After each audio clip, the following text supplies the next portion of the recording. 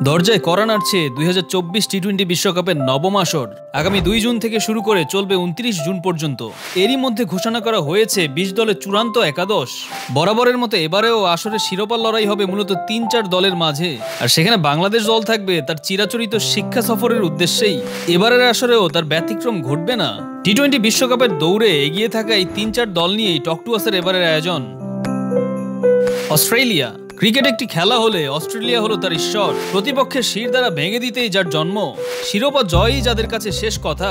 Form কেমন, একাদশ কেমন, এ নিয়ে যেন তাদের ভাবার সময় কই। মাঠে প্রতিপক্ষকে দুমড়ে মুচড়ে দিতে হবে, এটাই যেন তাদের কাজ। আর বিশ্বকাপ আসলে তো কথাই নেই, শিরোপাই থাকে যাদের একমাত্র লক্ষ্য। এই বিশ্বকাপও তার ব্যতিক্রম নয়। দলটির সবচেয়ে শক্তির জায়গা সবার মধ্যে হার না মানা মানসিকতার টিম কম্বিনেশন।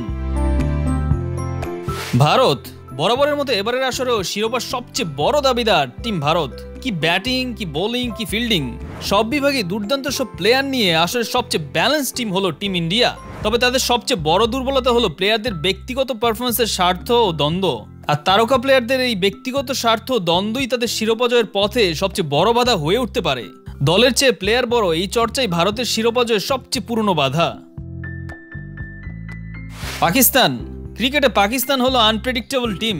পাহাড়ি আবহাওয়া আর পাকিস্তানের পারফরমেন্স এক সূত্রে গাঁথা। কখনো ঝলমলে রোদ, কখনো কালো মেঘের বৃষ্টি। সব মিলিয়ে পাকিস্তান কখন কি করে বসে তার কোনো ঠিক ঠিকানা নাই। বছরের পর বছর শিরোপা ওদের কাছে এখন অধরাই। ইংল্যান্ড। বর্তমান টি-20 বিশ্ব চ্যাম্পিয়ন।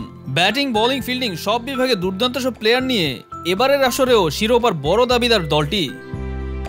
নিউজিল্যান্ড এবং দক্ষিণ আফ্রিকা। প্রতি বিশ্বকাপের মতো এবারের বিশ্বকাপে দুর্দান্ত সব প্লেয়ার নিয়ে দল দুইটি যাবে শিরোপার জন্যই। কিন্তু শিরোপা জিতার পথে দল দুইটির মূল বাধা হয়ে দাঁড়াবে চাপের সময় তাসের ঘরের মতো ভেঙে না পড়া। এমনি এমনি তো আর তাদের চোকার বলে ডাকা হয় না।